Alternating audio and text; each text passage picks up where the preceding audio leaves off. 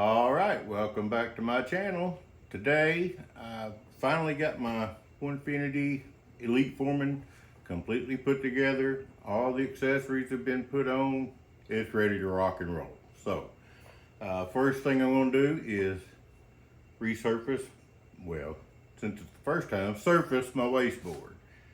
As far as the surfacing bit, this monster here, 2.5 inches, 1/2 inch shank from Bits and Bits. They call it the SF525. That joker is heavy. It's got replaceable inserts. So this should be the last one of these I ever have to buy. I'm ready to see what it can do. Well, let's get with it. One thing I failed to mention about this bit, when you get your new Onefinity in the package, there'll be a coupon code for 20% off at Bits and Bits. And I used that on this bit, or I probably would have never bought it. This one falls under the category of buy once, cry once, because it's about $300. Oh man! Before the discount. But I got this and a pack of replacement insert blades and something else I can't remember. But anyway, and even with tax, it was less than this would have cost by itself without the discount. Oh. So yeah, pretty good discount. Just thought I'd mention that. I'm really not sure how I'm going to do this with my V2 Pone CNC dust boot. I just don't see this happening, but I sure don't want to run this thing without a dust boot, so I'll have to cross that bridge here in a little bit. But anyway, let's get to see what we got in here. Of course, this is the 1/2 inch. I don't think I've ever even seen a 1/2 inch collet before I got these. I'm guessing that just snaps in there. Yes, it does. All right.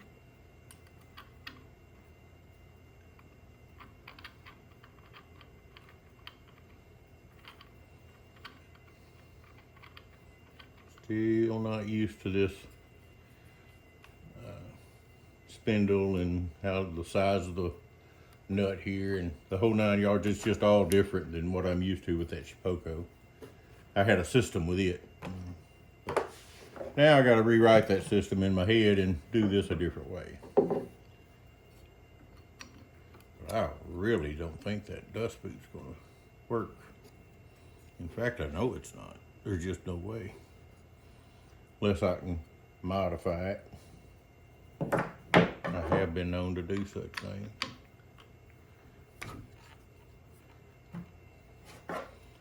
And yeah, I know I look awkward doing this because I just hadn't did it very much on this new machine. But hey, you're gonna look awkward too when you get yours, so stick that in your pipe and smoke it. All right, got that in there. And first order of business will be taking off that dust boot. All right, I think I see a solution. When this came, you had to put it together, and I had to put this plexiglass piece in here, so I know those come right out, and I'll remove those, and I believe that'll give me enough space in there for that big hunk of burning love Bits and Bits surfacing bit I'm fixing to use. So let me get an Allen wrench. All right, turns out these are 2mm, which is the smallest size I have in my Harbor Freight T-handle Allen wrench set.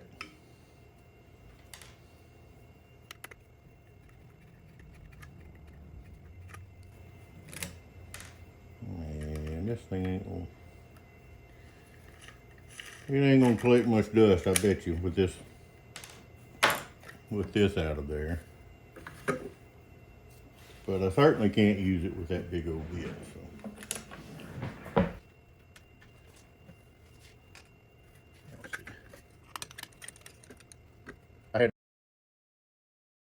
I ain't gonna be able to use my bit 0 with this monster. So we'll do it the old-fashioned way. That's what she said. All right, we're gonna set our Z height with the old paper method, which is how I've been doing it with my Shapeoko. Can't use the probe because the bit is too big. And can't use the bit setter for the same reason. So I'm just bumping it down till it just makes contact with that paper right there. All right, that's my 0.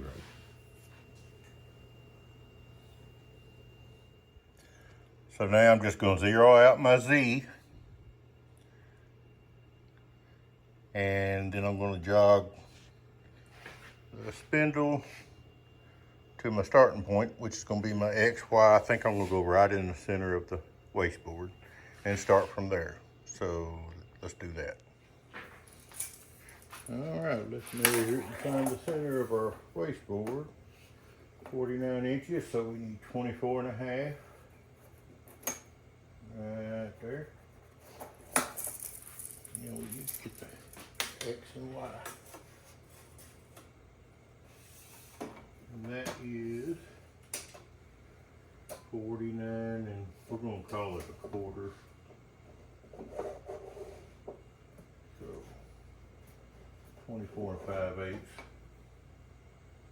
at there, I had it just about in the right spot. Now I'm going to move it there and set the XY.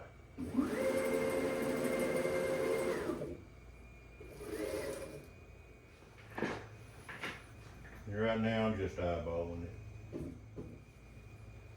We're going to call that good. Now I'm going to X out my X and my Z. My Y. So now Masso knows where we're starting from. And just to be on the safe side, since I'm not using the tool setter, I'm going to just get it off of there and make sure we don't have any accidents, since this is really the first time I've used this machine. So we're just going to let him lay under there where it's safe. All right, so I'm happy with that. We're going to save it in my shop stuff folder. It's already been named save. All right, and then we got to send it to the Masso, and we do that with Masso link right here. By the way, go Chiefs.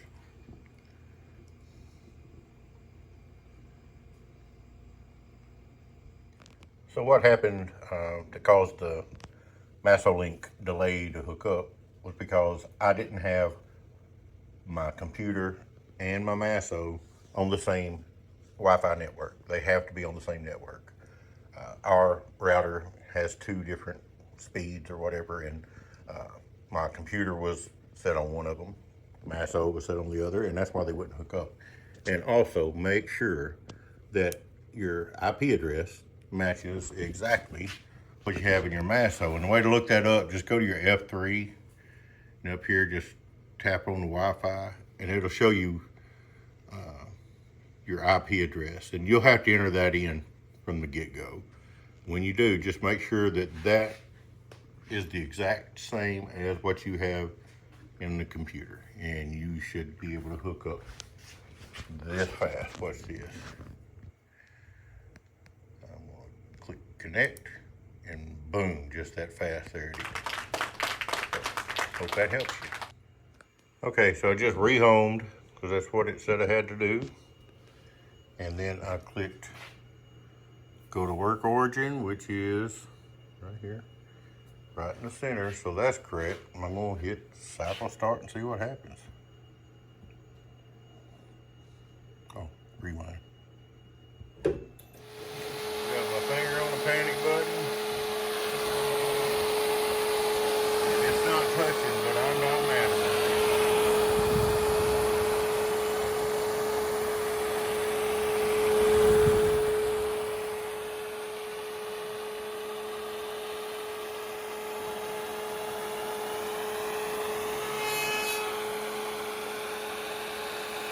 Did touch a little bit there.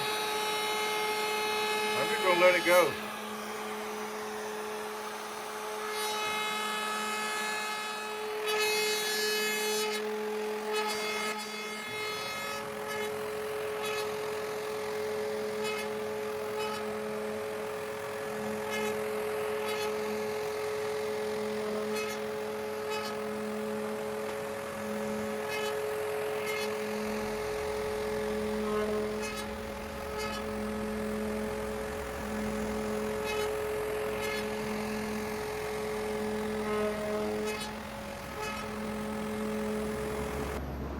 I'm just stopping it to put this on there and go ahead and lower my dust boot. It's starting to get a little dusty in here. Even though you can't see it, I can smell it.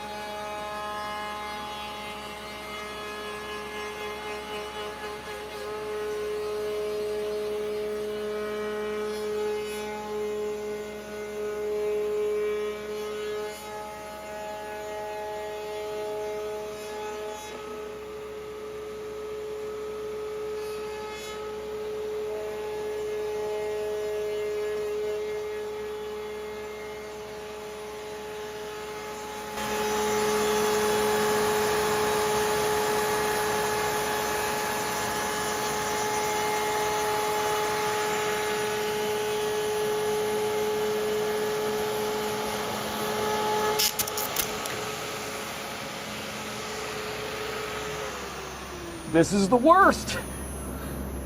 Well, so much for that. But they included extra pieces, so now I know why. I may run it again, but I'm gonna have to work on my dust collection a little bit first. It's pretty bad in here right now, and that barely wasn't even touching.